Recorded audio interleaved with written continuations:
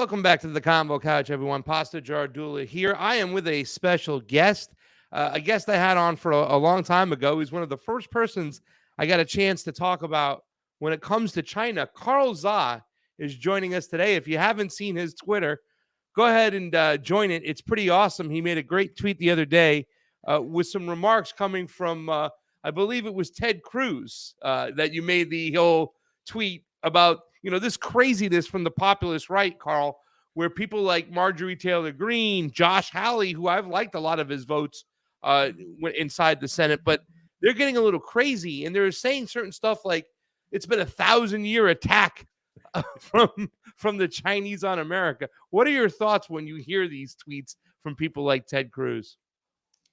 Ted Cruz is actually being more reasonable because just a couple of weeks ago, the South Dakota governor went on air and said China had a 2,000 years plan to destroy America. So Ted Cruz is a moderate one. He's be moderate when he says China had 1,000-year plan to destroy America. So I made it a snarky tweet. I say, yeah, China had a plan since the Tang Dynasty 1,000 years ago to destroy America today.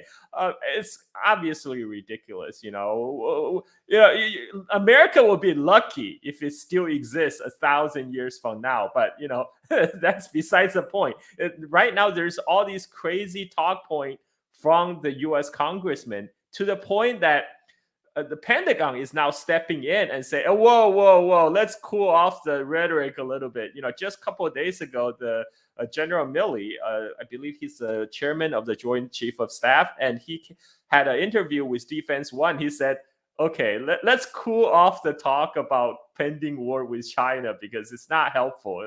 Pentagon actually have to go and fight a war if this actually happens. And he said he doesn't believe the war is imminent, but we should cool down the rhetoric because now it's getting to the point that it's ridiculous. So when Pentagon has to step in and said, you guys are crazy, I mean, that's pretty crazy.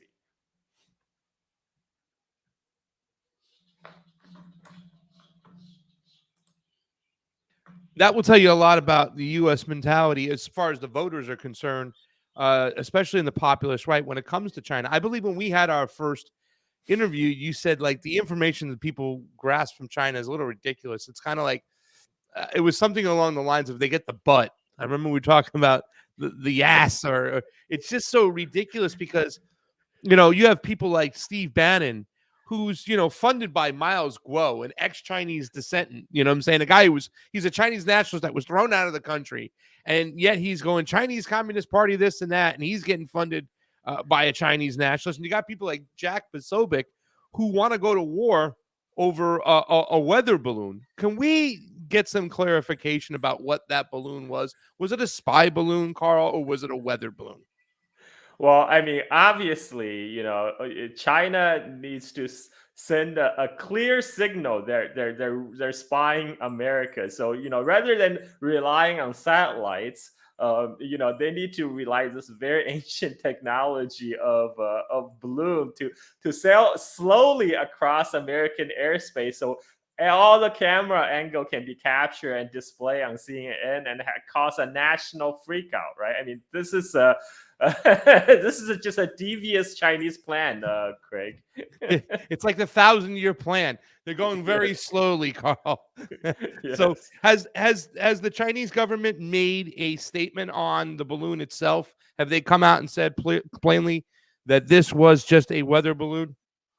I don't believe they have. I think that they're quite confused about what's going on in the United States. And I can tell you, Craig, after have lived outside the United States for a couple of years, looking from outside in, U.S. looks like a very strange country, and to most of the people outside of U.S. borders. So here's my next question for you, because a lot of people talk about this right now. Is China, in your mind, a communist country? Because they're called the Chinese Communist Party. A lot of people like to repeat it, but they have something what I identify, and I've always called for a mixed economy, something more along the lines of like market socialism, where the state has some entities, they control certain energy sectors, they control maybe healthcare, they have certain businesses. In actuality, they own, I believe, the land that a lot of Chinese people have their businesses and their houses on. But all in all, I think China has more small businesses per capita than the United States, and it has all these free markets that are involved. So is it fair to call the Chinese party a communist party, or do you think that something a little different? Well, I mean, U.S. congressmen like to stress the Chinese Communist Party because we in U.S. have been brainwashed by decades of Cold War propaganda. You know, the communists and red is a menace, right? So the Chinese communists must be a menace. But if you look at something interesting that you brought up about farmers owning their land in China, they have higher home ownership than United States. Think about that. More than, I think it's somewhere between 60 to 90% of the Chinese household own their homes. Yeah. I mean, this is something like the US could only dream of. I mean, I think somebody actually wrote an article called the American Dream is Alive in China, which is true because survey after survey shows that Chinese people today are far more optimistic about their future than people in the Western countries, and in particular United States. I mean, like we know the state of US is in right now. A lot of the youth are facing stagnant economies. And in fact, that's one of the reasons why our politicians, especially the right-wing Republicans, are leveraging to launch on this anti-China crusade, because they say, oh, it's because we're doing poorly because China steal our jobs, right? But look, China never came to United States and physically steal any plants. What they did is they made sure they had a highly educated population that built world-class infrastructure. And the US industrialists saw that and they say, oh, wow, we can go over there and take advantage of this vast pool of cheap labor and this excellent infrastructure. But the congressman never questioned the decisions of US industrialists to hollow out our manufacturing base and offshore these industries. Because guess what? Most of our congressmen are in the pocket of those very same industrialists who hollowed out US manufacturing capacity. So that's why it's far easier just pointing fingers. Hey, China did it. It's impossible that China, this authoritarian country, could even possibly outcompete us, right? The greatest democracy on earth. So they must have cheated. It must be because they cheated, they stole our technology, they stole our jobs, right? That's why America is doing poorly. Well, the real reason we're doing poorly is because we're not investing in our infrastructure. We're not investing in our education. We're spending trillions of dollars into the weapon system that doesn't even work, like the F-35. F-35 it's just a program to squeeze out more taxpayers' money into the pockets of Raytheon and Lockheed Martin, and then more kickback for our congressmen and all those think tanks. It's a very corrupt system, and so but folks, let's focus on the Chinese weather balloon. Let's not focus on the worst environmental disaster that just happened in East Palestine, Ohio. Let's not focus on the chemical spill, a very toxic chemical spill. Let's focus on China. Let's focus on the Chinese weather balloon. Let's focus on the Chinese the failings, supposed failings of Chinese system, so you don't have to worry about the failings of the U.S. system at home. Yeah. So to finish up this particular question, you just mentioned that it's like 60 to 90% home ownership rate. That's the American dream, right? It's happening in China. And we also talked about the fact that there are more small businesses in China per capita than there are in the United States. Is the state moving away from markets altogether and just holding on to certain entities? I mean, because that's the whole point. I just came back from Cuba, and Cuba is considered a communist country, but they are opening up their private sector from 22 markets to 222 markets. So they're about to adopt this Chinese kind of model. So my question is the China model moving more away from state-controlled entity and allowing more markets to flourish privately, or is it the opposite way around? Okay, this is a very good question because there's a lot of common misunderstanding about China and the Chinese government control of the economy. In the U.S. media, you get either the Chinese Communist Party control to versus, and then they would straight away jump to the point that China succeeded because they're adopted capitalism, right? I mean, sometimes you think there's maybe like a cognitive dissonance going on here, and Chinese government had been very clear from the beginning, from 1978, when Deng Xiaoping first initiated the open and reform movement in China to welcome in the market economy. Because Deng Xiaoping famously said, getting poor, becoming poor together, that's not socialism. If as a socialist country and socialist government, if we cannot provide for our population, then our socialism had failed. The most important thing is to provide a good life and good future for families, and that's what they did. The idea is taking the best part of market economy has to offer and integrate it into the Chinese system, and that means you welcoming the foreign capital, allowing the wholly owned, they allowed 100% foreign ownership in China. And get this, back in 2008, during the start of the great financial crisis, GM, they sells more cars in China. GM China is more profitable than GM United States. And take Buick, for example. Buick, even today, Buick sells about 2 million cars globally, and they sell 1.1 million cars in China, as opposed to, I think, like 200,000 cars in United States. So for Buick, China is much larger important market to them than United States. And I have a German entrepreneur friend who has done business in China for 20 decades. He told me he felt the freest. He felt the freest time of his life was the time he spent in China. I mean, that's quite something coming from a entrepreneur. Now, I'm telling you this just to show that the Chinese system, whatever name you give it, is not the system that the Western media is painted out to be. Now whether but one important difference is that in China, right, the government, even though they welcome market economy, but they made sure the billionaires and the business oligarchs do not set policy. That's a very important, crucial difference between China and United States. So in China, Jack Ma, the owner of Alibaba, one of the richest men in the world, he has very little say in setting policy. Whereas in United States, the owner, Jeff Bezos, can buy out a newspaper, and pay off lobby groups in Congress and buy all the Congress his money can buy. This is a very, very different system from United States. China system is such that it's okay to make money. You are welcome to make money here. But you know what? You, even if you're a billionaire, you don't get to dictate policy.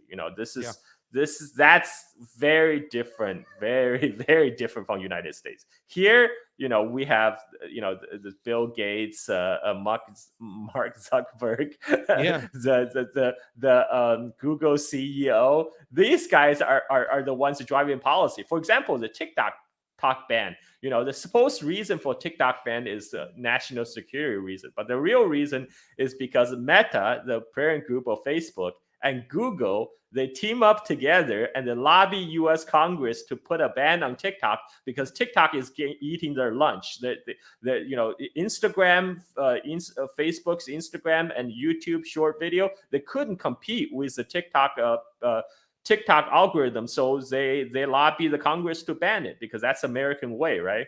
Yeah. And also, the fact is that it doesn't mention TikTok once in that goddamn bill. It's all about looking in and getting it's like the Patriot Act for the internet. They can spy on everything, look at everything. I mean, they're pointing the finger at the Chinese Communist Party, and they're actually trying to or perform they're acting in the same behavior in which they're claiming is wrong. Go ahead, buddy. The Restrict Act is like the Patriot Act on steroids. I mean, look at what it says. If you use VPN, you are facing what 20 you're facing 20 years jail time, and you're gonna fine for $1 million. Look, in China, you may have to jump a couple of hoops to get a VPN service provider. But once you're on VPN, you're not going to get jailed. You're not going to get visited by police. You're certainly not going to jail for 20 years and fine for $1 million. I know this because I was in China. I was traveling through China in 2019. I use VPN. Many of my friends inside China still live in China use VPN. None of them have to worry about jail time. So this makes United States like 100 times more authoritarian than whatever they accuse China to be. Exactly. It's quite. We live in 1984, Mr. Craig.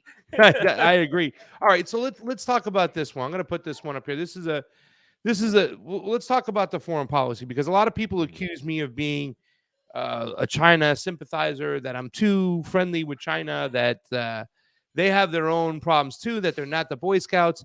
There is a role that China is playing in foreign policy that I'm not crazy about. For quite some time, along with the UN, I believe it was one of the Security Councils, they voted to continue continue the sanctions on Yemen, to continue the blockade, and they have also armed the UAE with drones.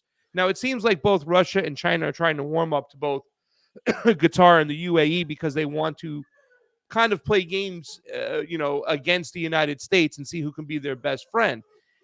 Is there room for criticism for China's role in Yemen right now? Because I mean, these are Houthis that are getting slaughtered over there, and China does play a part. What are your thoughts on that, Carl? I think that's fair criticism. I mean, what China is doing is trying to maintain ties with Saudi Arabia, one of the biggest oil provider to China and UAE, oil and gas. And the flip side of that is China was able to broker the peace deal between Saudi Arabia and Iran, and that's one of the biggest source of tension in the region, because Chinese foreign policy is quite different from the U.S. foreign policy. For example, China do not claim the status of world policeman. So China do not go out to other country and to interfere in their domestic politics. And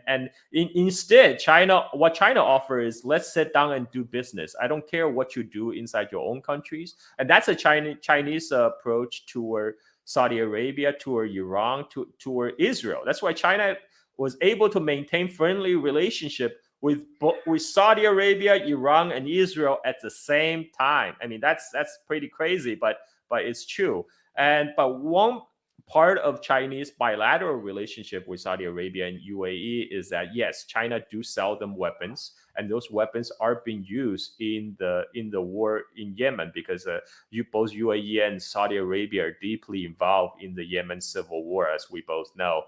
And China, the way China functions diplomatically is that they only work with the UN recognized government. And in case of Yemen, very unfortunately for the Houthis, they didn't get the international recognition. And so in this way, Saudis and UAE, they basically propped up like a proxy government in southern Yemen, and then which gained the international recognition, which have actual diplomatic ties with China. So in this way, Houthis are getting screwed. I mean, there's no question about that. And there are many. I mean, Yemen is probably one of the worst humanitarian disasters in the world. Despite what U.S. propaganda is trying to say about what's happening in Xinjiang or what happened in Ukraine. No, it's Yemen. Yemen people are actually dying out of starvation, and this has been going on for decades. It's very unfortunate. So I think the criticism about China on that front is valid, because again, because China works with UAE, works with Saudi Arabia. But the flip side of that is China was able to leverage its tie with Saudis um, to and Iran to broker a peace agreement, and that's potentially a ground changing in Middle Yeah. East, and hopefully that will trickle down to the Yemen conflict as well, because Saudi and UAE are a big part of they play a big role in the Yemen intervention. So hopefully the relaxing of tensions between Iran and Saudi Arabia would get trickled down to Yemen as well. That is my hope. That's fair, and I'm glad that you're there. Give me another criticism you have of China's foreign policy that you'd like to see change. I mean, because you Um, obviously, it's obvious you've been questioned about this before because you had the right answer, you understood, and it is fair to point out you're right that China just did broker a deal between Saudi Arabia and Iran, and then Syria is now brokering a deal with peace when it comes to Saudi Arabia. So a lot of stuff is happening at the behest of the Chinese working out deals. But give me another area of criticism you have in which you hope to see China play a better part in. Well, my biggest criticism of China is actually not its foreign policy; it's domestic policy, the censorship. I don't like the Chinese censorship, and especially the Chinese online censorship. But unfortunately, what I observe is that now in the West, on Twitter and Facebook, we're actually moving closer to the Chinese paradigm that we often criticize. Like for example, in China, you can if you have a post that goes viral that criticize the government, or particularly if you name like government leader, like national leaders for criticism, and then your post is going to get censored, right? And guess what? Now we have the similar rules in France, and now we have the same rules in Britain. People are getting people are getting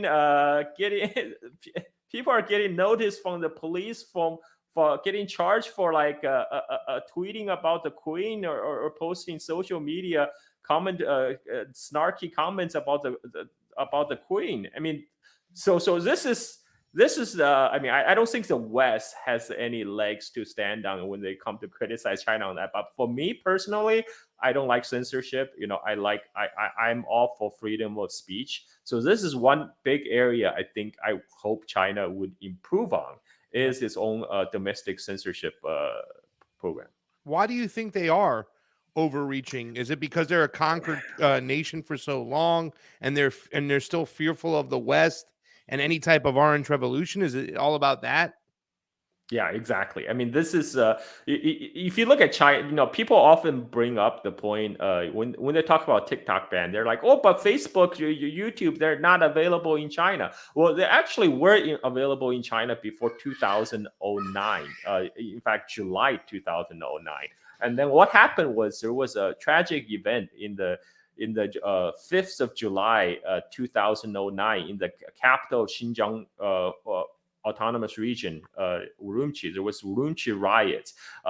People, NED, the National Endowment for Democracy funded groups, were spreading false rumors through Facebook, and through Facebook and Twitter inside China to incite people to riot in Urumqi, and that resulted in over 200 people killed in Urumqi. And after that, there was a crackdown on all Western social media, including Twitter, Facebook, and that's when they have been banned. So and this 2009 was also when U.S. was trying to use social media to foment the so-called Green Revolution inside Iran.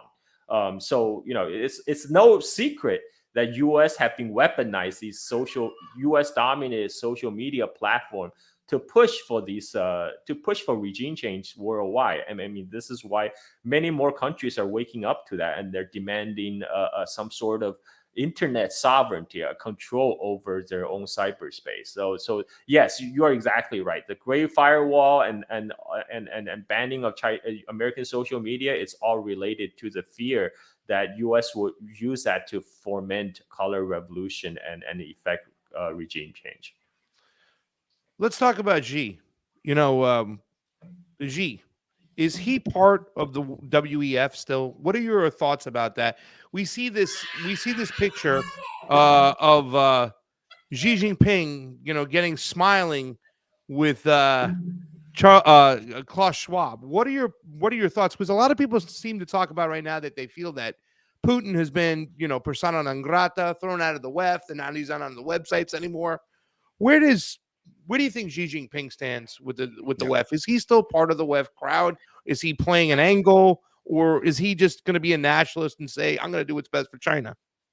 Okay, so I have to remind people in China, the capitalist industrialists, they do not set policy, right? That it's always the party that sets a policy. So of course Xi Jinping is welcome in WEF because everyone still want to go to China and do business. That's their angle. They want to include China so they can continue to invest in China, continue to make profit in China, because China is largest market right now for not for cars but only also for luxury goods, and it's a top export destination for many countries across the world. So they have to make nice with Xi Jinping, right? But Xi Jinping is not controlled by WEF. That's a major difference. Whatever Charles Schwab, no matter how much money he has, there's no way he could ultimately influence Xi Jinping's decisions inside China. This is, Xi Jinping will is open to be wine and dine, but in end of the day, Xi Jinping will make the decision that's best for China, not for WEF. So this is a major difference. China is open to do business with anyone, but they're not beholden to anyone. So you had just mentioned about the censorship part, and I kind of mentioned Z and the WEF because a lot of people are fearful of this one world government, and they kind of go back to Kissinger's relationship in China, even before that, Mao's relationship with the Rothschilds, how he was somewhat bankrolled and very westernized, and people think like there's this kind of like hidden agenda behind the scenes where China is, pretty much lackeys to the one world government. Do you think though?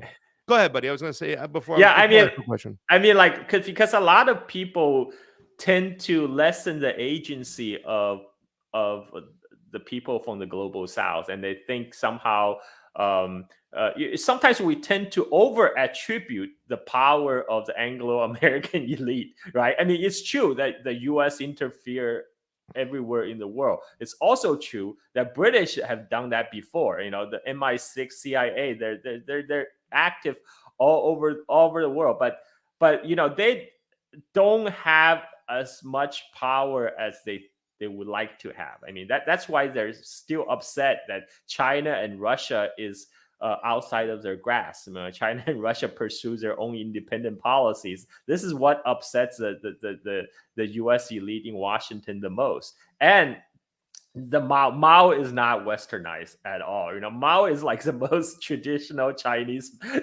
leader. He the first time he set foot outside of China was 1950 when he went to Moscow to meet with Stalin. That was the first time Mao set foot outside of Chinese soil. And Mao's favorite book is Romance of Three Kingdoms. Like a 13th century classic Chinese novel. So any Chinese person will tell you, no, Mao is not westernized. Yeah. Like, so yeah, like the idea that some kind of conspiracy involved, Rothschild, Kissinger, and Mao, it's actually pretty laughable. Having said that, again, I just want to make it Mao all the way through Deng Xiaoping, through Xi Jinping, they have a very clear vision, about China's own development. It has always been we welcome people to come in. We welcome Western technology, Western development, but at the end of the day, we do that to make China stronger, and that's always been their pursuit. I mean, there's zero chance any kind of economic elite or cabal is going to take over China. This goes back to what I said before. Billionaires do not make policy in China. Yeah. I wish I saw a video of Xi Jinping doing the same thing of Putin when he had those oligarchs sign a piece of paper about treating labor as good, and then he says, "Give me back my pen." I'd like to see something like that from Xi. But let's stick on this subject over here, because a lot of people were like a little bit concerned, with China's policy. Now, listen, I always say, you being mad about what China's doing in their country is like working at McDonald's, opening up the front door and screaming at what Burger King is doing. Clean your own house, worry about your own business. Let the Chinese government and the Chinese people, there's a billion of them, let them handle their own business. But do you think, honestly, though, in your opinion, that China's zero COVID policy was a little bit over the top? Because it does get people a little freaked out. And after I get this answer from you, I'd like to talk about what happened at the G20, where China, along with Russia, along with Brazil, along with all the BRICS countries, signed on to digital passports for travel, for international travel. And I know personally, I hate that. So start with the first part. Was China's zero COVID policy over the top? And how does that lead into QR codes and whatnot? So people need to understand there's several phases of the Chinese policy, because the COVID, lasted from 2020 till Chinese zero COVID policy lasted from 2020 basically till end of last year. There's a span of 2 years. The first year and a half, the Chinese policy actually, I think it was actually worked pretty well, because what happened is China just end up being this island of kind of like this bubble of COVID-free bubbles. And most people enter into kind of new normal. Mostly they didn't have to worry about COVID. So some people even start taking off their mask, going to the public, because China had the COVID contained at that time. But what changed was the virus change when COVID became Omicron, and the transmission rate is so much faster, and that they could no longer contain it. And this is where Chinese government was slow to change, because they had a successful policy for the first year and a half that had most support of the most people in China to keep China COVID free while COVID is ravaging countries all across the world. But then when the Omicron hit, there was a bit of a debate among the Chinese leadership on whether or not to open up like the rest of the world. The people who wanted to open up, they wanted to try something different. They wanted to start gradually relaxing the rules. But what happened was when Omicron hit Hong Kong, and Hong Kong government, to be honest, they made a mess of their own COVID policies. They tried to do a half-ass lockdown, and then people are not happy, and then COVID ran rampant anyway. And so the Chinese top leadership look at Hong Kong. They thought, oh my God, we don't want to end up be like Hong Kong, but on a massive scale across like 1.4 billion Chinese people. So that's when they ordered the Shanghai lockdown, which I personally would prefer that had not happened. I mean, I disagree with that decision, but then again, I can understand the pros and cons of both sides. The Shanghai lockdown happened, which is very unfortunate, because the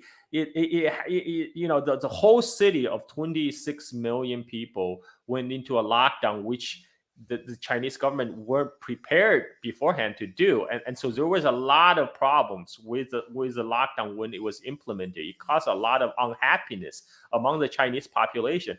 And when the lockdown become more frequent, and when your daily life become more impacted, a lot of the small business were closed in China in 2022 because of the hardcore implementation of zero COVID policy. So when the protests broke out in November, December, the sentiment was real. I mean, the protest itself was triggered by a fire in apartment fire in capital of Xinjiang Autonomous Prefecture in Urumqi. 10 people were killed, and people were up in arms because they blamed the zero COVID policy containment for the fire team not be able to put the fire out quickly and not allowing all the people to get out. And in the end, later you reveal that the way the tragedy happened actually have very little to do with the COVID containment measure, but it didn't matter. It's a sentiment because nationwide, people are getting fed up. And so there was a protest all across the Chinese cities. But guess what happened when the protest happened? Very quickly, within weeks, Chinese government got rid of all the COVID, got rid of zero COVID policy altogether. You would never see that kind of speed of policy change in the West. In the West, we have Canada sending out mounted police to trample on protesters, freezing people's bank account when they protested. Same thing happened in Australia. People are calling these protesters terrorists, even white supremacists, just like the media are saying these are the dregs of the society. But in China, when the protests happen, bam, government changed policy. So this is really should tell people something. One, yes, protests can happen in China. And as a matter of fact, it happened all the time. Two, protest in China actually works because the government actually pay attention to the public opinion and they're very sensitive to the public opinion. Whereas in the West, you can protest all you want. They will send the police after you. You will not change policy. I think Eric Lee, a Chinese investor, famously said, in China, you cannot change the party, but you can change the policy. In the West, you can change the party, but you can never change the policy. The policy is always going to be the same. I think if there's anything that was said so far, that right there, that they are sensitive to the people's will and they change their policies. Did China ever mandate their COVID vaccine? No, there was never a vaccine mandate. In fact, that's when for any sector, for nothing. Okay, so the Chinese government did not have a vaccine mandate, but some corporations, some companies, they do require their employees to get vaccinated. But that would not cover people who are self-employed or people who are retired, because then they don't need to get vaccinated. And that's another thing. Even if they're getting vaccinated in China, they're getting the traditional vaccines, which is the Sinovac vaccine, the traditional vaccine made from dead virus. It's not the unproven experimental, mRNA vaccine that West has been pushing. In fact, if you look back at the China reporting at that time, it's very interesting. There's all these editorials in Wall Street Journal, New York Times, whatever, asking the question, why is China not imposing the vaccine mandate like the rest of us? Why it's not doing that? And why is not China importing the mRNA vaccine, like the ones we're using? Maybe Chinese government knows something better than you do. But this is a thing that people don't understand. China is a supposedly authoritarian country. They did not have a national vaccine mandate. Did they roll out their mRNA vaccine just recently, though? I thought it was something recently. Yes, very recently. Now there are, I think, approving mRNA vaccine for use inside China. I don't know about the uptake numbers again, but again, it's on voluntary basis. It's made available, so if you choose to have mRNA vaccine in China, you can. Like, they're not requiring you to take the mRNA vaccine, which is a big difference. Are QR codes bad for humans, though, Carl? I mean, this is something I know that a lot of people will always go, if the Chinese people are okay with it, it's fine. But these are some things that are really, some of us who don't play team sports here in the States, right? Like, I'm not a Republican, I'm not a Democrat. A lot of friends I know, a lot of people who've educated me in the truther community, they talk about this all the time. And I just mentioned to you the G12, the G20, excuse me, when Xi Jinping and Vladimir Putin and Lula da Silva all signed on for QR codes when it comes to international travel. Isn't that bad for humans, even if the Chinese people are still more accepting of it than the United States people? Okay, so this is where the Chinese, I'm talking about among the Chinese people, the Chinese public perception of technology is quite drastically different from the Western perception of technology. Here we always think about like dystopian tech future where everything is monitored, like Minority Report, Yeah, like Matrix, right? But yeah, in China, most people have a very positive view of the role of technology in their future, because in their lives they have only seen improvement brought on by deployment of technology. But at the same time, I don't want to dismiss the Western concern about technology, because many times the Western public is right to question the use of technology, because most often their government use technology to survey them, to monitor them, to track them, and and they're right. We have prison program with the NSA read your emails, right? But China, most people don't. When I travel in China in 2019, I talked to people on the ground, to my relatives. Most of the people don't have that concern. Now back to the digital passport. Now I'm in Indonesia. I'm in Bali. My wife is local. She's Balinese, and she also got an electronic. Like recently we traveled to Japan. She got an electronic visa to Japan. So for her, it's convenience, because before she will have to physically go to the Japanese consulate, go through an in-person interview, and wait for approval. But today she can just apply online, get her electronic a visa, and then boom, off we go to Japan. Very easy. And of course, I didn't have to have a visa to Japan, because Japan is a vassal state of United States. So I don't, as a whole passport holder of as a U.S. passport holder, I don't need a visa to go to we Japan say by they're a my own. vassal state, right? But and this is going to be my next question, because now when you think China, you think Russia. You see the allegiance they're putting there, and I know a lot of people, a lot of my people on friends who are on the populist right, kept sending me that clip of Xi and Putin going, "We're going to do this. We're going to do this together. We're going to, what I'm saying, we're going to fight off the hegemony, and we're going to do this together." And they're like, "Oh my God, can you believe he said that?" And I'm like, "Yeah, we've been fucking around with their business for God knows how long. It's kind of expected." And now with Japan saying that they're going to do business with Russia, and they're, and buy outside of market price and whatnot, ignore the cap regulations. Is China becoming is China becoming a superpower? Is that putting them directly in the line of fire with the US? I mean, Oh, because this is like, absolutely. you see them with the BRICS nations, you see them with the Saudi Arabia thing. Are you nervous that this can really amp up things, especially in the South China Sea, especially in Oh, Taiwan? What are your thoughts?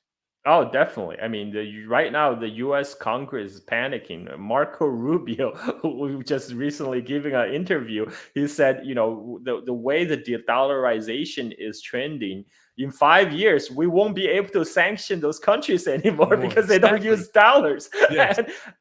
And this is why the U.S. elite is panicking, because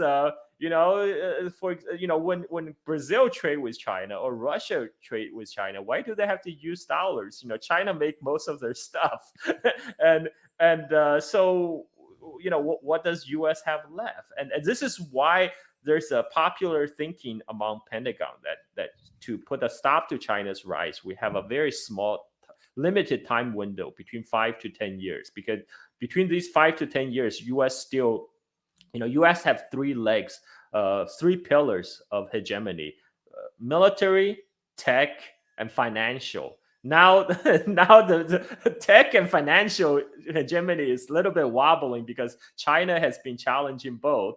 And so, what we got? Military. We still have a large size military that we plow trillions of dollars every year into, and we have all these military hardware. So the idea is within 5 to 10 years, Chinese military would not have caught up yet with the United States. So this is our last chance to stop the rise of China. After 5 to 10 years, the Chinese economy will be so big that even if US want to contain China, you would not be able to. So this is why we're seeing increasing flights, for spy planes flights buzzing the Chinese coast in South China Sea, East China Sea. I was talking with a German independent journalist, Dirk. a couple weeks ago, and he told me a story happening in the early Cold War during the Kennedy years. LeMay, the commander of U.S. Air Force, was not happy with Kennedy because he thought Kennedy was being too soft on the Soviet Union, too soft on communism. So he ordered a fleet of strategic bombers to fly to make a beeline for Vladivostok in hope to start a war with Soviet Union. But Soviet Union did not take the bait, did not take the provocation. And LeMay said, I have done everything I could. I sent all our bombers to their shore, and we couldn't start a war. If people remember, back in 2001, that's exactly what Donald Rumsfeld did. He ordered an increasing surveillance flight. He ordered increasing spy plane activity in the South China Sea, buzzing the Chinese coast. That led to the Hainan spy plane incident when American spy plane collided with a Chinese MiG fighter, and the American spy plane was forced to land on Hainan Island. And that was a time of high tension. It was it was looking really bad but then September 11th happened. After that, U.S. attention switched to Middle East. We launched disastrous wars against Afghanistan and Iraq, and U.S. had been distracted for 15 years. And during those 15 years, China has focused on developing its infrastructure, its economy, its public education. And now U.S. is waking up. Oh my God! Now China is becoming this behemoth, and they're threatening our status as a global hegemon. So we have to do something. We have, in U.S. is always we have to do something. And that's where the Graham Allison from Harvard come up with the so-called Thucydides trap. The idea is, the Sparta and Athens are doomed to fight together because one is a current hegemon and one is a rising power. So the status quo power and rising power always come to a clash. Well, my retort to that is, if it's a trap, just don't fall into the trap. Why do we need to have a conflict with China? That does not make sense. This is one important question that was never publicly debated in United States. Why do we need to have an antagonistic relationship with one of our largest trading partners? Because they're using TikTok to brainwash our kids, Carls. You know what I'm saying? It's got nothing to do with the United States American culture that we have the most propagandized people and the most sexualized children. It's got nothing to do with that. It's the Chinese. And I think it's because the Conservative Party, which is supposed to be the party of individual responsibility, they want none of that responsibility when it comes to their foreign policy. It is ridiculous. Will the new Taiwan government be more friendly with Beijing? Because it seems like there was going to be some movement there. Obviously, the last leader was in the United States just recently getting heckled by a lot of people who didn't want to deal with her anymore. We have a new government coming in. Will that government be more friendly with Beijing, and what does that mean for the microchip industry in the future? I don't want to jump the gun here because the Taiwan election hasn't happened yet. The reigning part, the existing party, they suffer a defeat in their kind of the local level elections a couple years ago, and it looks like they are heading into a loss in the coming election. But that happened before. In 2019, the current Taiwan leader, Tsai Ing-wen, was set to lose her election. Her public approval rating was like 3%. And then Hong Kong protests happened. Another color revolution instigated by NED. And then there was the Taiwan media, then they came up with all these scaremonger stories about, look what's happening to Hong Kong. If Tsai Ing-wen loses the election, you're all gonna end up like Hong Kong. But that tactic worked. Tsai Ing-wen, from having approval rating between 3 to 6%, went on to win presidential election. And so that's why I don't want to jump the gun here. I'll wait until the election actually happened and the results coming in, and see when the new government swearing and see what happens, because because it's too early to tell. U.S. three-letter agencies have a lot of tricks up their sleeves. Yeah. So, well, I mean, if they have any say in their elections, forget about it. The American elections are at an all-time low as far as trust and confidence. It's just awful. And I've gone to these other countries and seen so much better elections. What about China? Does China have free and fair elections? So this is the part I don't feel I'm qualified to talk about, because I left China when I was 13. I left in 1990, and there are elections. There are low. Okay, first of all, many people don't realize this. Yes, there are elections in China, and in fact, at the village level, all the village chief are directly elected. This is something people do not know. China have a free, direct election at the village level for the village chief, and they have elections for like the people's for the delegation to the People's Congress and such. But I left when I was 13, 1990, so I was not participant in that process. So I I don't feel I'm qualified to speak on that. I'm gonna have to ask I'm gonna have to call my aunties to find out. Xi Jinping will have an election, right? He will have to run for office. He can't just stay Well, in office. How does that well, work? this is one big difference between Chinese leadership and U.S. leadership. Xi Jinping started at the bottom.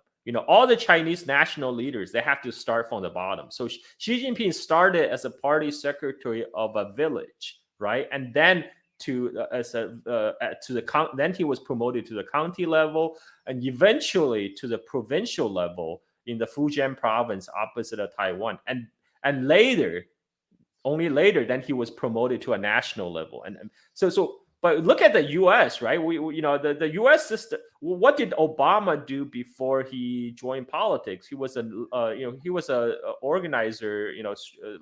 He was a community organizer in Chicago before he became a senator, and then after that he just become part of the democratic machine, and then what did Donald Trump, right? Another example. You're free, you're a real estate salesman, and then you get elected. So what qualification do these people have to run like one of the most important countries in the world? But whereas the Chinese national leaders, they have been tested from early on, from bottoms up. From very, very low levels. They have to work their way. Do they get elected by the people, or does the party promote people from within? That is a great question. Again, this is where I am not. You're gonna have to get me good contacts. Maybe Ed Shu, is that his name? The dude from the Eric Lee. No, is it Eric Lee? No, I think the guy's name is Ed Shu, the guy from the UN the other day. Oh yeah. The journalist is Ed Shu. Yeah, dude, I want to get that dude on my show. He is fire. He's awesome. So maybe he might know. Yeah. So we hear stories all the time, Carl, that we kind of get envious of this. Not that I want any violence, but China hangs or jails their corrupt bankers. Okay, now I try to explain to people that they have a big banking sector in China right now, and a lot of people sit there and this whole Biden situation with Sinohawk saying it was a Chinese linked bank and stuff. But who paid off Biden exactly in China? Because for me, I'm saying, are you guys stupid? Like, are you think that Xi Jinping's like there? Yeah, give Biden $1 million to pay him off. Like that's gonna happen. But who paid off Biden? Who paid off the Bidens in China? Whether it be Hunter, whether it be his father? Is there a banking industry that's separate from the state, or does the state have every single say and every single banking decision made within the country of China? Okay, so Chinese government actually tried to have a very strict control on its banking system. This is why when Alibaba tried to branch out into finance, Chinese government walk in like, oh, whoa, what are you doing? What do you think you're doing? You're overstepping your bounds here. That's when the Jack Ma got the slap down. This is another example. Billionaires don't change policy in China. Right, they had to stay in their lane, and just specifically about the the Biden's son, Hunter. Biden getting paid off in China story. So this was actually this story was broke out by a Hong Kong media, own Next Media, which is owned by Jimmy Lai, who bankrolled the Hong Kong protests in 2019, and his second in command, Mark Simon, actually come from a pedigreed CIA family. Mark Simon's dad was a high ranking officer in the CIA, and Mark Simon contacted expat Chris Balding in China to write the story, and the Chris Balding made up a fictional character, a Swiss banker, who he even used like a Photoshop image of that person to write his story. So that story has been discredited because Jimmy Lai was a great democracy fighter and all that hailed by the West, but the moment they start going after Biden, suddenly the liberal media went after their ass. The same thing with Falun Gong, right? Falun Gong was used the moderate Chinese dissident group, but the moment they went to hard to support Trump, then all the liberal media suddenly, oh my God, Falun Gong is a cult. No shit, like that's why they've been banned from China. And the same thing with Miles Kwok, right? Miles Kwok, he was first hailed as like a freedom fighter, a Chinese descendant billionaire, right? But then he started to financing bankroll Steve Bannon, and China said, okay, we want Miles Kwok for financial crime in China because he's a crook. And United States like, no, he's a descendant. And guess what happens now? Just because Miles Kwok wrote with Steve Bannon, so now United States just arrested Miles Kwok for fraud committed inside United States.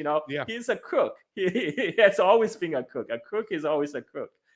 What is the story about the Falun Gong? Because they run this thing called the Epoch Times, and man, do they cause some problems over here with some of their bullshit stories. I kind of classify them or identify them as the Jehovah Witnesses of Beijing.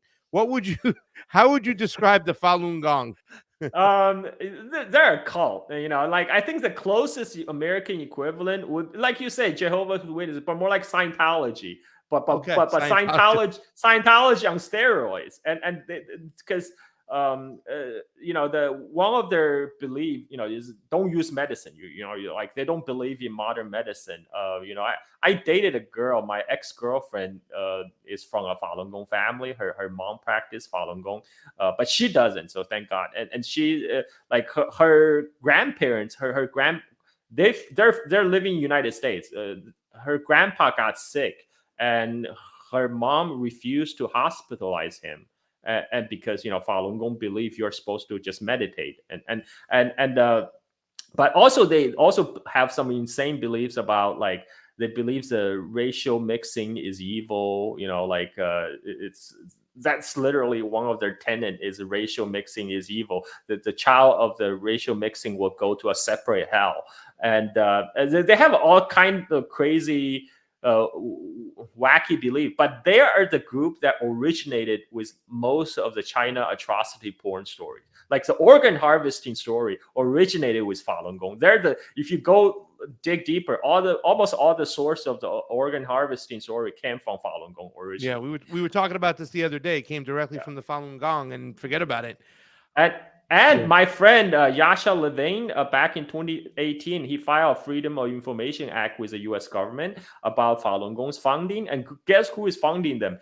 Back then, it was the BBG, the Broadcasting Board of Governors, which is a U.S. government agency. And now they renamed themselves called the U.S. Like the U.S. Agency for Global Media. And guess who else the U.S. Agency of Global Media is responsible for funding? Radio Free Asia, Radio Free Europe, Radio Free Liberty, all the CIA front groups. CIA. Has China received sensitive information from Israel about America? Have you heard any of this before? Because this is something that has been talked about. Yeah. We have a pretty well, one of these great, research journalist who does a lot of the work about the secret society or the deep state or these other groups. Her name is Whitney Webb. She has talked about something that was classified as Chinagate, where China did receive sensitive information from Israel about America. What have you heard about that? So the most common, most public accusation is that Israel provided American military technology to China, Mhm. specifically the Lavi fighter. So back in the days, Israel wanted to develop its own indigenous fighter technology. So this project is called Lavi, and the Lavi project, a lot of it took the design of American F-16, right? And but lab, for reasons of America's own military industrial complex, they obviously don't want to see other people compete with that. So eventually they put a kibosh on Israel's indigenous fighter program.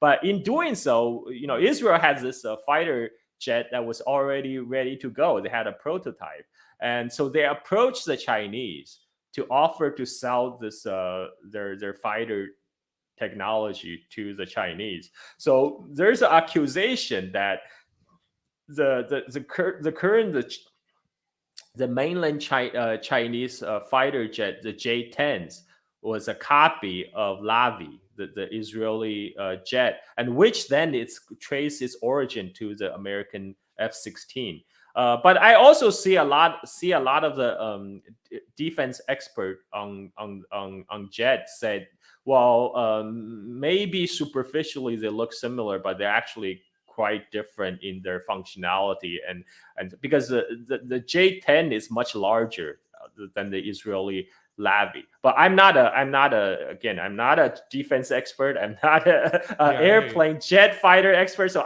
I can only tell you what I have heard, what I've read. So there's an ongoing debate among kind of the follower of jet fighting technology, whether J-10 was a copy of Lavi from Israel, and whether that's originally traced to, well, we know Lavi is based off F-16, whether that technology made the jump to China. So but US is actually very sensitive about this technology transfer from Israel to China.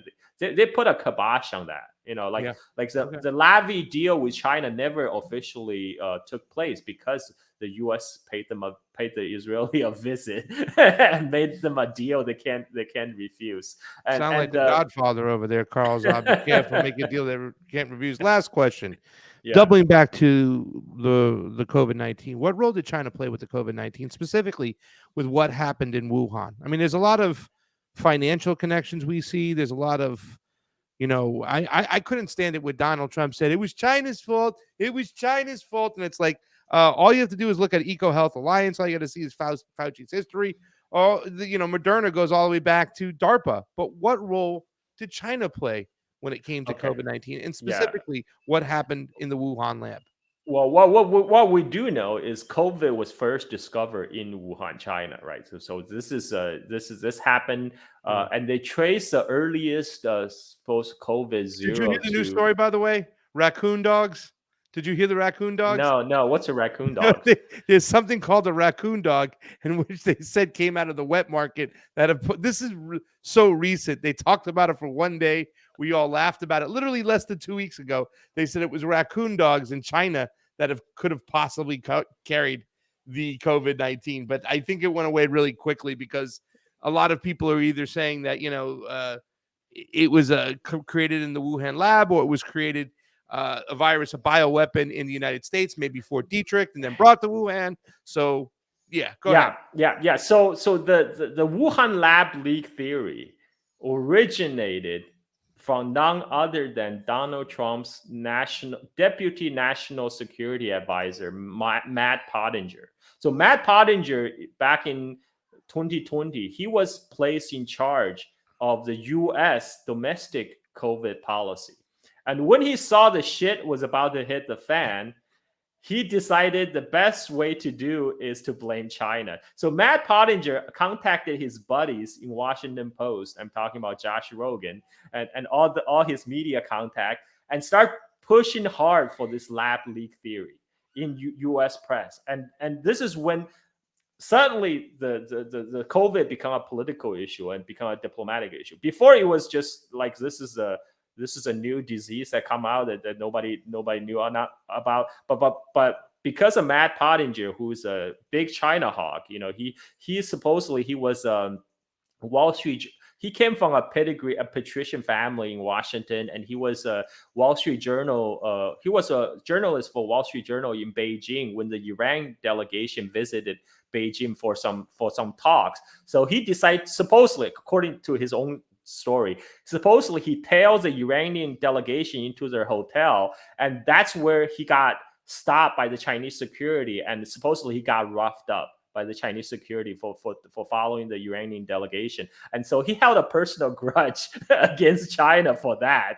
And he joined so after 9/11 happened, he joined the US Marine. He signed up, he went to Afghanistan. He became like one of the close person work under Stanley McChrystal in Afghanistan. And he is and then he later rose through the ranks to become the deputy national security advisor to Trump, and he has always been he is more of a China hawk than like Peter Navarro. So but he kind of stayed in the background, and this is so I just have to let everybody know that's where the Wuhan lab leak theory came from. It came from Matt Pottinger, a U.S.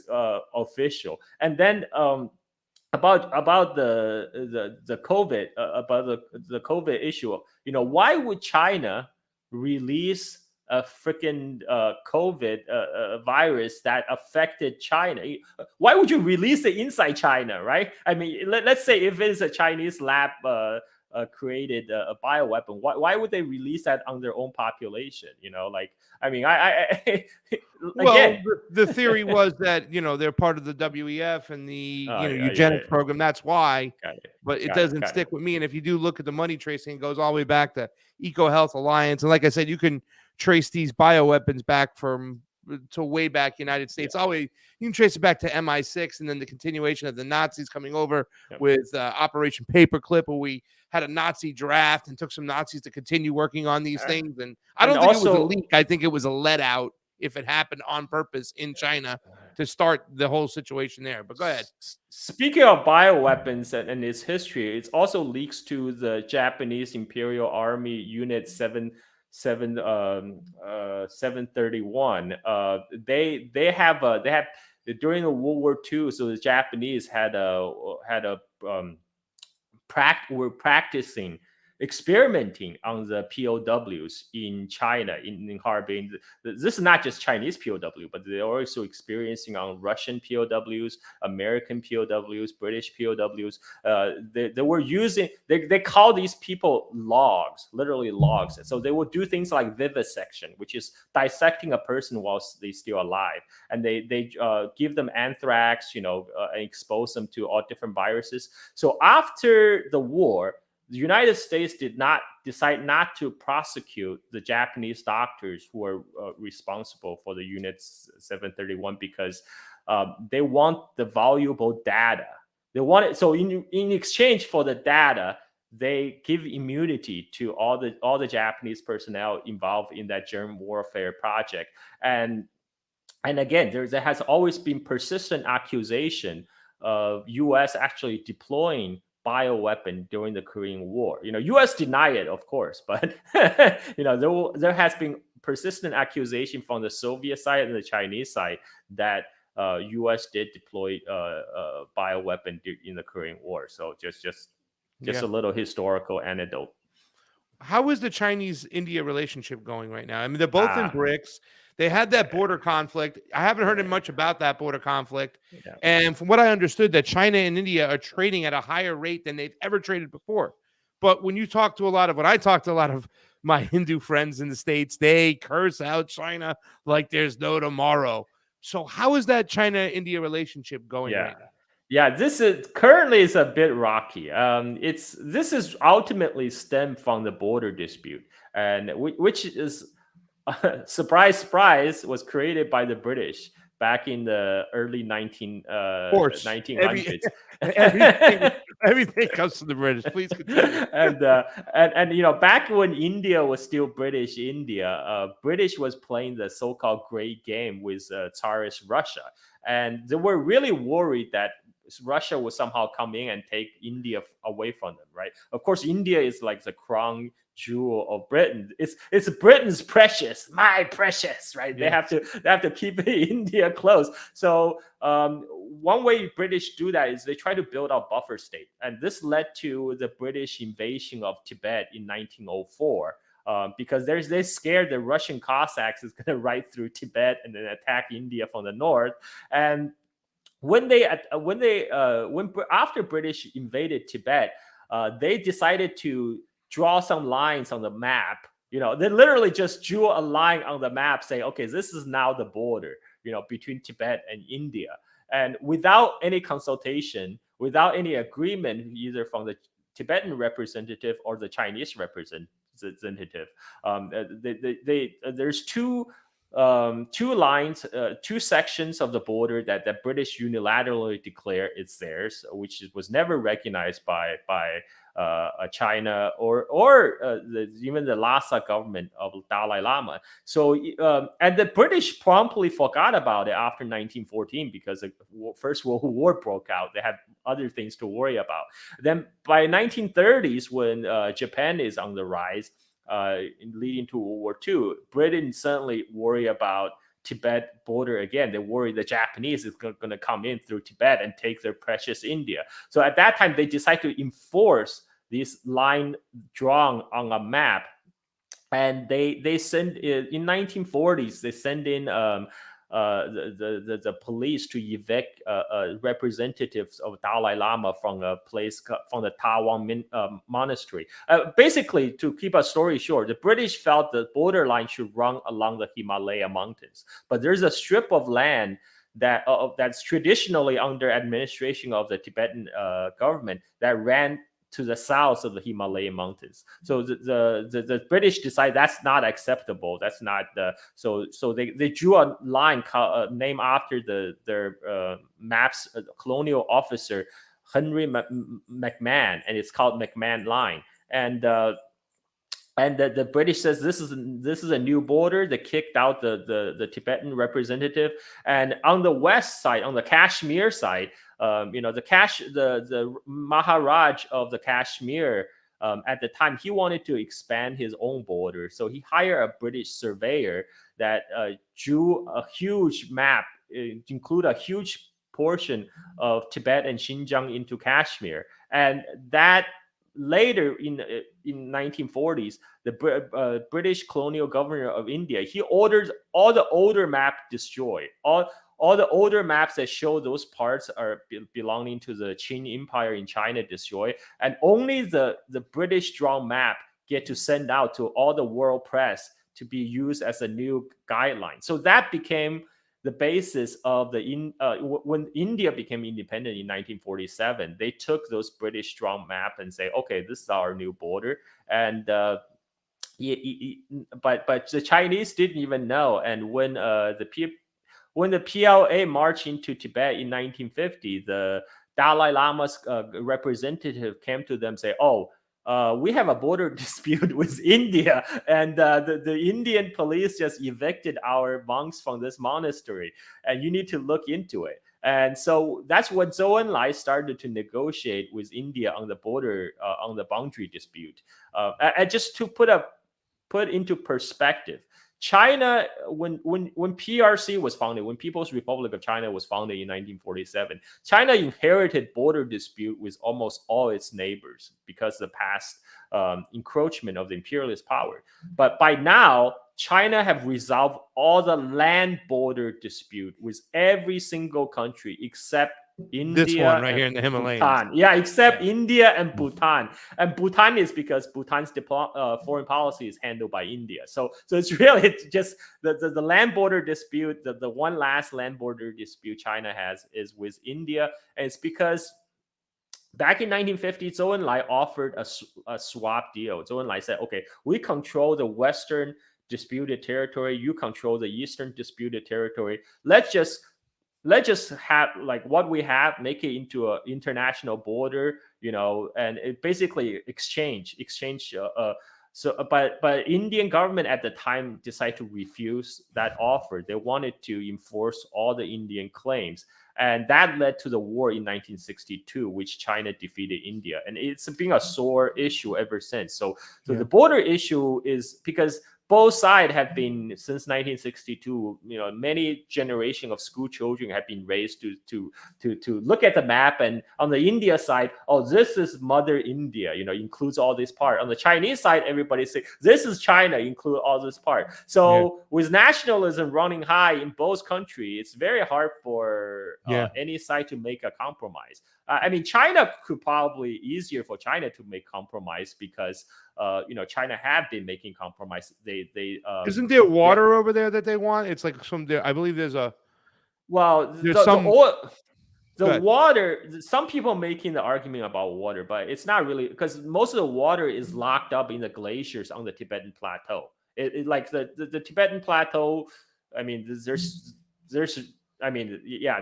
not involved in the dispute. And some people in India are claiming if Chinese build a dam on the upper reach of Brahmaputra, it's going to cause a water shortage for countries downstream, which is not exactly true, because the Brahmaputra gained most of its water in the Indian territory, because once the Brahmaputra pass through the gorge to the south side of the Himalayas, that's when all the moistures from the Indian monsoon hit against the Himalaya mountains and became rainfall. And that's when the 90% of the source of the Brahmaputra come from. So even if Chinese build a dam in Tibet and completely blocked off, you would only have blocked off about 10% of the water source. But anyway, so that's one of the talking point. But really, it's this boundary dispute and the clash of nationalism. And there's less incentive for India to make a compromise now, because every time there's a border dispute, that's a chance for Indian military to get more fundings.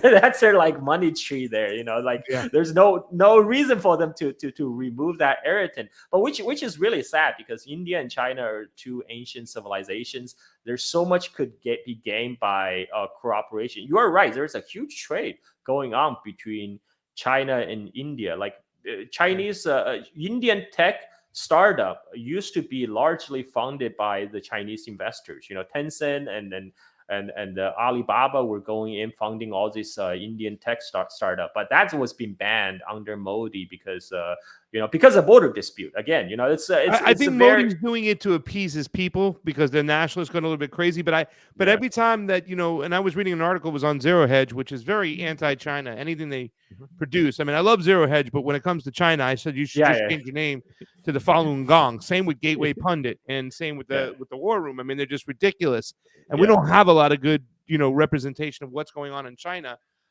In our media, we have people like Matt Ehret and Cynthia Chung who do some amazing work. Obviously, I met them in Japan. I just met Matt and Cynthia in Japan a couple of weeks ago. Awesome. We did art Japanese archery practice together. Kyoto. Really? Great. Yeah. That's I mean, they're amazing. They break your brain though. They know so much, and they're amazing. And I've heard, don't say anything, but like there's people I know in certain groups that are a little bit like pissed off when people talk to Matt Ehret and Cynthia Chung because they want to keep their anti-China rhetoric going, and Matt always and Cynthia squash it. But let me say this much: when it comes to India, when I see Narendra Modi, I think Modi is kind of smart. Like he'll appeal to his nationalist base of sorts, but he'll do what's right at the end of the day, and that's why I think trade has increased, and that's something that Narendra Modi has been capable of doing. Whether you like the fact that Monsanto is now knee deep in India, and a lot of people are complaining the way they've been industrialized, that's up for another day. But Modi's one of those guys who just seems to know how to play it. He'll be at the BRICS meeting and they'll be cool with everybody, and then he'll be at the G20, and Biden will try to be making his way over to Modi because he understands that Modi's playing both parts. He's really kind of clever, and I'm very excited to see what can continue to happen with Modi and Xi Jinping because they're not the traditionalists. Go ahead. That's a very important point because U.S. want India to be one of its palms in like part of the Quad, right? So China, U.S.'s idea is to always have proxy wars to have others fight its own interests, like fight the Russians to the last Ukrainians, right? The Yeah. U.S. would have preferred to fight the Chinese to the last Indians, but India, being inheritor of an ancient civilization, they have their own ideas how to run their country. I mean, after all, India sees itself as a great power. It does not see itself as a mere pawn of the United States. So they will do what's best for India, which Yeah. means they will try to get the best from the both sides. So they will play nice with US with the Quad exercise, whatever, get some US technology. At the same time, they will go to BRICS meeting. They will go with join the Shanghai Cooperation Forum, and so India is gonna they're at a very juicy geopolitical spot right now because both China and Russia are courting India, and also U.S. is courting India. So they're just gonna sit pretty and then collecting goodies from both sides. So I mean that's good for them. The beautiful thing is that Xi doesn't have to do too much negotiating with Modi. Putin will. And they have that great relationship with India and Russia. So it's just a really good thing, So therefore, I think both Xi and both Modi don't have to upset their nationalist base because they can work through other avenues, including Vladimir Putin. What is the Chinese currency backed by? We know that Putin has now taken the ruble and make sure it's backed by oil, commodities, grain, wheat. I understand that China has some way of backing their currency because the United States, our fiat currency, they just keep on money machine go brrr, and a lot of people don't realize that the Saudis agreeing to sell or buy, oil and do business with China and the yuan might be the end of the American dollar because it's not backed in anything. The only reason it's held its value is because the kingdom, the Saudis, agreed to always sell their oil in the petrodollar, American dollars, and now that's going away. What is the Chinese dollar backed behind? Okay, so this is a good question. What's any money backed by?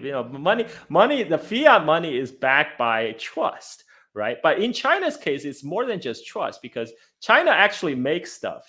Chinese industrial capacity is what's backing up the Chinese currency because all these people, all these countries trade with China that buy Chinese goods. Right? I mean, it makes sense. It doesn't make sense to you continue to use dollar. The only reason you use dollar, as you say, because the agreement between United States and Saudi Arabia back in the 1970s to price oil in dollars, so everybody need dollars to buy oil, by their main energy source.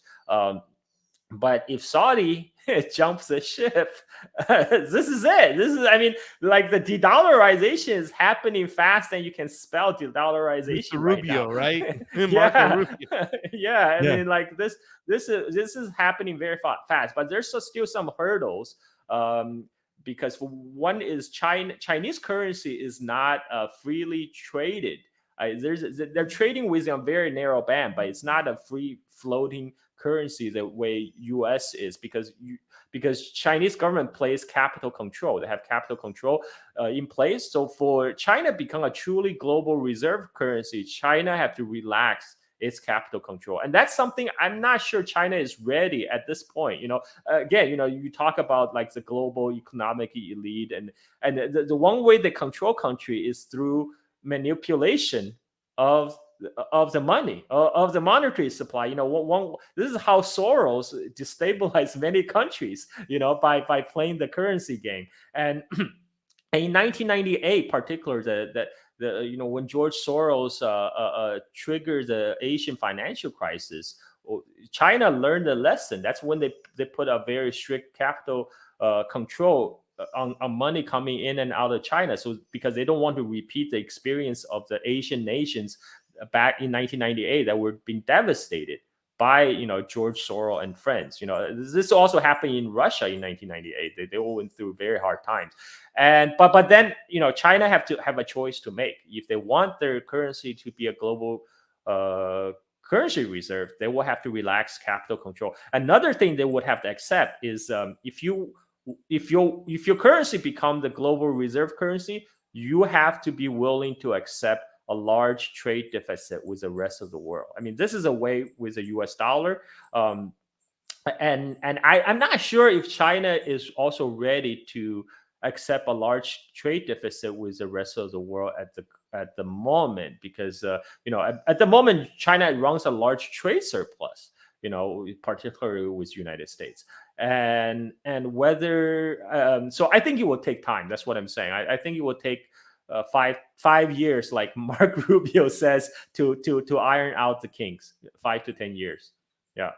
But then again, this can all happen very quickly. Like I say, if the hurdle is because of Chinese government regulation. So by decree, by a snap of finger, they can open the floodgate just like that.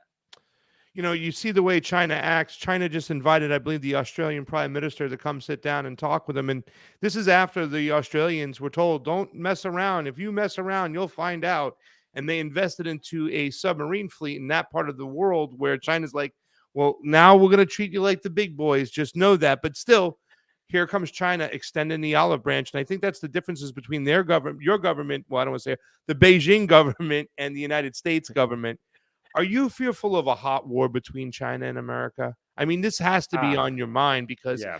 the United States is losing their power. The hegemony is not going to go quietly into the night, Carl. No. You know what I'm saying? And we're run by psychopaths over here. And I've always expressed, like, look, China is not the Boy Scouts. However, the way they do business, they come in with their checkbook, they come in with their infrastructure, they come in with their help, their engineering, as the United States comes in with a missile, a tank, and says, you do business with us or else. But they're losing their grip.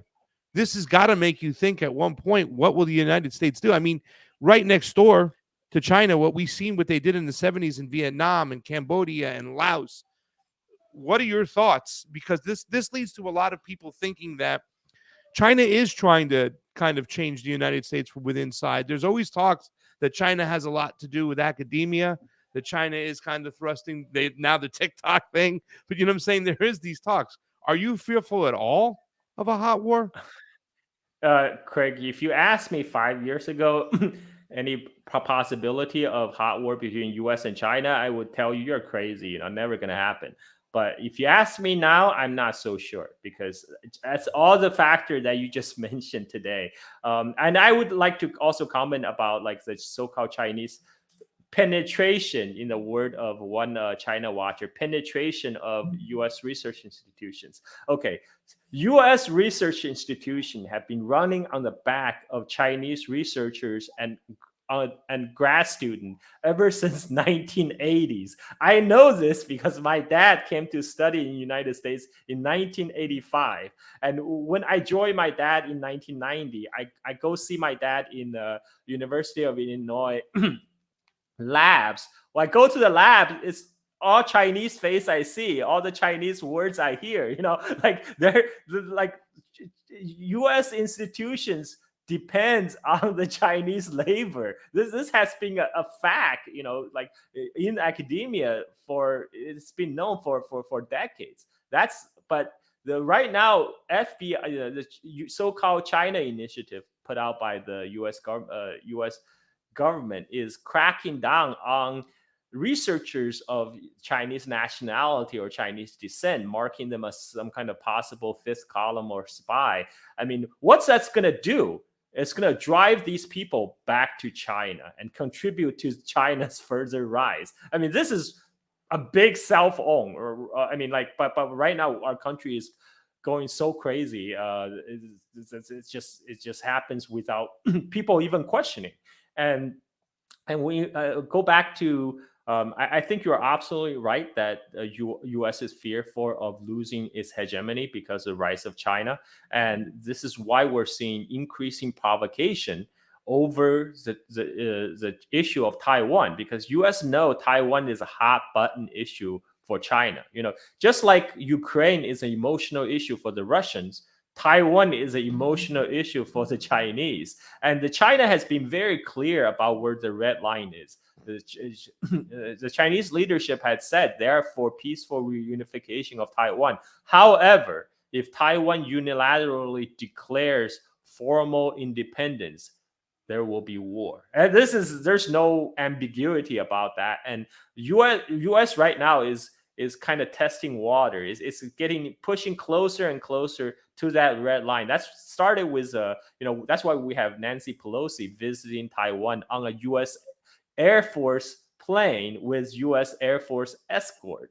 Fighter escort, but so far China has not taken the bait, because U.S. plan is always have China act as aggressor, fire the first shot, and then U.S. can bring its overwhelming military to bear. But so far China is not taking that bait. They didn't shoot down Nancy Pelosi. Like to everyone's surprise. but what they did do is right after Nancy Pelosi left, they conducted large-scale military exercise all around Taiwan Island. Yeah. Now, if they have done that before Pelosi visit, all the world media is going to say, oh my God, the Chinese are so aggressive, blah, blah, blah. But because everybody was expecting China to shoot down Nancy Pelosi's planes and spark World War III, so by the time they see China didn't do that, only conducted military exercise, so it's almost like a sigh of relief. Okay, that's not too bad. Military exercise is okay. But that's China is actually now pushing on the other, China has never done that before, conducted that large scale of exercise all around Taiwan Island the way it has. I mean, the last time China conducted military exercise around Taiwan was back in 1998 during Clinton era. And also back then, that was also the last time a House Speaker visited Taiwan. That was a Newt Gingrich back then, and now it's Nancy Pelosi. So it's just U.S. that's instigating the fight. It's stirring the pot, and I'm actually surprised that General Milley came out on Defense One interview a couple of days ago and said we need to cool off with all these talks about impending war with China. When Pentagon has to say, okay, let's cool it off. You know how crazy the rhetoric is. Because these guys were saying, people like Josh Hawley, people like Marco Rubio, people like Ted Cruz, we are under attack from the Chinese Communist Party. We're under attack from the Chinese Communist Party. What are you guys talking about? So even Mark Milley having to say these things, and I think Mark Milley wants to go more and deal with Syria. He has a hard on to bomb Syria like crazy. So I think that he's chosen that war over there. But of course, people are going to say, hey, this is all about the Biden administration and whatnot. You remember this event? I wanted to get your opinion on this event here because I've talked to Matt Aaron about this, but I want to hear this from you. Remember when they escorted out the former president Hu Jintao from the 20th CCP People's Congress? So many people are like, look what China's doing. They escort off their ex-leaders, and this is just crazy over here. What are your opinions about this? Because when we heard from Matt Aaron on the morning show, it's kind of like the old man, a little bit, losing it, a little senile there. It was a little embarrassing. And they were kind of like, let's just get him in the back, get him a cup of tea, maybe some cookies or something shit. But what are your opinions about this here? Because they're still trying to refloat this shit out there as, look at the Chinese Communist Party. They're marching who off to be executed. What are your thoughts? Well, yeah, I mean, everyone in the West were saying, "Oh my God, look at how Xi Jinping is publicly humiliating Hu, and Hu Jintao is getting purged on air." Right? I mean, of course, that's all nonsense because a couple of days later, Hu Jintao appeared in public again. Doing some ceremony and stuff like that, and people could see even from this is just one clip on Hu Jintao getting escorted out, but for the opening shot of the party congress, when Hu Jintao even entered the Great Hall of the People, he was also escorted by someone, and he looked very frail. I mean, he looks like he has some health problems. I mean, I don't know if it's Alzheimer's or whatever. Exactly like Matt guess. I think he was having some health issues. Maybe he was forget where he was, and then they just help him out. It's just as simple as that. He was it was entirely. I mean, now they're doing analysis on Xi Jinping had 2 cups on his desk. Everybody has only 1 teacup. It's like maybe Xi Jinping just want to have a little bit more tea. I mean, Jesus Christ. Has there ever been Did you hear about the whole talk about there was going to be a coup against Xi Jinping? Yeah, And yeah, yeah. did you have any thoughts about that? Did you? What was Yeah, that? I mean, it's I have I'm almost 80% certain that that news originated with Falun Gong, because they're the ones that coming up with all these crazy stories, and if you look a little bit closer, I'm pretty sure it came from Epoch Times, the Yeah, Falun Gong newspaper. Yeah, yeah. So it wasn't true. It was a bunch of crap and no. stuff like that. Carl, I can talk to you all day. I got to get up so early. I got a family emergency I have to tend to tomorrow. But we did an hour and 30 minutes like it was nothing. Where could people find you? Where could they see more of your stuff? You have an awesome Twitter. I encourage people to go to your Twitter. In fact, I'll put it up there. But let everybody know where they can find you, Yeah. where they can read some of your stuff, where you would encourage them to start looking for some news about China, because the Falun Gong is just not getting it done. Yeah. Okay. So I run a podcast, the Silk and Steel podcast. It's you can find it on any podcast platform, You're but still most of doing my that, huh? yeah, I haven't been putting out free content, because I'm mostly concentrating on my subscriber on Patreon. So Yeah. I think I listened to the very first episode of that, believe it or not. Like a long, when we had our conversation, that's when I was like, wow, this is amazing. I got to get Carl on the show. But I'm glad you're still doing it. Please continue. Yes, yes, and you can find me on YouTube. Carl, just search for Carl Za. That's where a lot of my free stuff for the Silk and Steel podcast go. So, particularly if you're interested in issue of Taiwan, I got together with a Taiwanese American Shangyu. We did an extensive 10-hour 10-hour series on the history of Taiwan from prehistory all the way down to the present. Breaking it down for everyone. And right now on my Silk and Steel podcast, I am doing a chronological retelling of the Chinese history from the beginning. Now I've already got to like 580 BC, so I have a long way to go. And I'm going to make an announcement, because I'm going to have my own show on the TNT radio live. Look at you. Yeah. Awesome, dude. I'm gonna get I'm my own trying show. to get a show on that thing. I wanted to have my morning show over there. All my friends now, Charlie Robinson, Carl Zod. That is awesome. When does that take you? When does that start? So it's gonna happen, I think, as early as this weekend. I'm gonna record my first show on TNT Live this weekend. I have already been a guest at a couple other show hosts, and this weekend they're gonna highlight, green light my own show. So look forward to that. And also my podcast. My podcast is really my bread and butter. That's how I keep that's how I earn the milk money for my son. So check that out. That's good. There it is, guys. Go check it out. Silk and Steel. Wow, that's so awesome. I'm so happy for you, Carl. Thank you for coming back on the show. We're going to air this tomorrow, hopefully. If not, we'll air it Thursday or Friday, but this will be out this week. I love talking to you, Carl. Thank you for coming on, and we'll see you soon, brother. Yeah, invite me back anytime, man. I love to talk. I love to talk with you. So I'm glad you do. anytime you I want. mean, I started with you. You're one of the first guys I started with, but and I did my due diligence. I listened to a lot of the information, a lot of the stuff coming out from the populist right. Everything when we first talked about the Uyghurs, and I've come full circle. At the end of the day, I say, like, no government is the Boy Scouts.